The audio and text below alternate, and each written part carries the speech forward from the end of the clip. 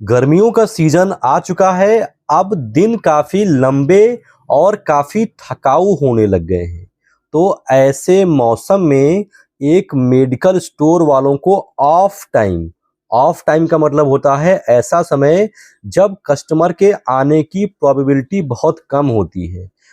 इसको हम कह सकते हैं दोपहर में 1 बजे से लेकर के शाम को साढ़े 3 से 4 बजे तक धूप बहुत तेज़ होती है। तो ऐसे में कस्टमर अपने घर से निकलना थोड़ा अवॉइड करता है और ये 1 से लेकर के 3 साढ़े 3 बजे तक बहुत कम कस्टमर आने की संभावना होती है। तो उसे हम ऑफ टाइम कह सकते हैं।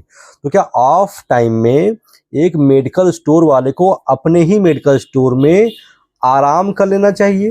क्या वहीं पर चटाई वगैरह की व्यवस्था करके कुछ देर सो लेना चाहिए? आज की इस वीडियो में इसी के विषय में बात करने वाला हूँ।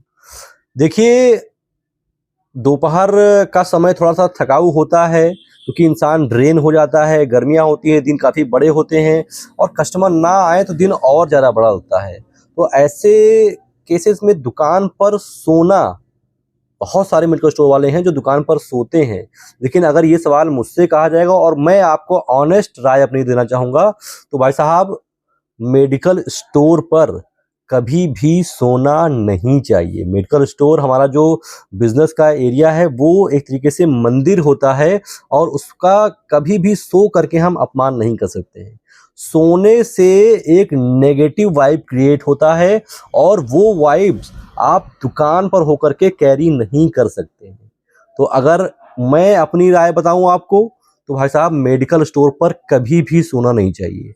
कभी-कभी ऐसा होता है कि आप मेडिकल स्टोर पर सो रहे हैं, आराम कर रहे हैं और ऐसे में कोई कस्टमर आपकी दुकान में पहुँच गया, तो भाई साहब, आपकी इमेज की ऐसी की तैसी हो जाएगी। उसको लगेगा कि या तो उसकी दुकान चल नहीं रही है या फिर ये बहुत ज़्यादा कैज़ुअल है। तो उससे क्या होगा कि कस्टमर आपसे जुड़ना पसंद नहीं करेगा। मतलब दुकान पे अगर कोई दुकानदार सो रहा हो, तो बहुत नेगेटिव इम्पैक्ट जाता है।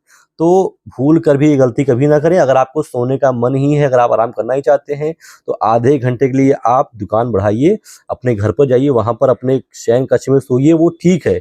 लेकिन दुकान पर सोना एक बहुत बड़ा नेगेटिव इम्पैक्ट क्रिएट करता है आपके दिमाग पर भी, क्योंकि आपको पता है कि आप गलत काम कर रहे हैं, तो आपके दिमाग में भी नेगेटिव इम्पैक्ट क्रिएट करेगा। साथ-साथ आपकी दुकान पर जो कस्टमर्स अगर आ गए उस समय में, तो वो उनके दिमाग में क्रिएट करेगा नेगेटिव इम्पैक्ट। तो ये कुल मिलाकर के फ़ायदेमंद नहीं है।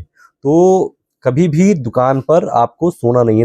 ना ही आप सोएँ, ना ही आपके जो एम्प्लॉइज़ वहाँ काम करते हैं वो सोएँ। दुकान एकदम एनर्जी से भरी होनी चाहिए। वहाँ पर सोने के लिए नहीं, ये आपका बेडरूम नहीं है कि आप वहाँ पर सोएँ। आशा करता हूँ कि जो बात मैं आपको समझाना चाहता था वो बात आप तक क्लियरली पहुँच गई हो। इसके अलावा अगर आप एक मेडिकल स्टोर खोलने वाले हैं, अभी आप पढ़ाई-लिखाई कर रहे हैं, कहीं नौकरी कर रहे हैं, आपको मेडिकल स्टोर खोलना है, लेकिन उसके विषय में आपको कोई नॉलेज नहीं है, तो अब मैंने ऐसे लोगों के लिए एक कोर्स लॉन्च किया है जिसका नाम है शिवनीता मेडिकल स्टोर कोर्स। इस कोर्स में मैं आपको बताता हूँ कि मेडिकल स्टोर खोलने के लिए ड्रग लाइसेंस कैसे बनता है। आप पहली बार मेडिकल स्टोर खोलने आ रहे हैं तो आप कौन-कौन सी दवाइयाँ ला करके अपने मेडिकल स्टोर में रख दें। मैंने इस कोर्स में बाकायदा 300-400 दवाओं की लिस्ट बता रखी है कि आप ये दवाइयाँ मंगाएँ और अपना मेडिकल स्टोर शुरू करें। डॉक्टर साहब का पर्चा किस तरीके से पढ़ते हैं, ऐसे कई सारी चीज़ें हैं जो मैंने इस कोर्स में कवर की हैं और आपके लिए बहुत ज़्यादा हेल्पफुल होगी। तो अगर आप एक मेडिकल स्टोर खोलना चाहते हैं, तो ये बहुत गजब का कोर्स मैंने आपके लिए लॉन्च कर दिया है। इस कोर्स को लेने के लिए आपको कुछ नहीं करना है, सिंपली आप प्ले स्टोर पर टाइप कीजिए शिवनीता, SHIVNITA, ये लोगो दिखेगा, इसको डाउनलोड कीजिए, लॉगिन कीजिए, परचेज़ कीजिए और एक सिंगल क्लिक में सारी जानकारियाँ अपने ही मोबाइल फ़ोन में बहुत आराम से पा जाएँगे आप।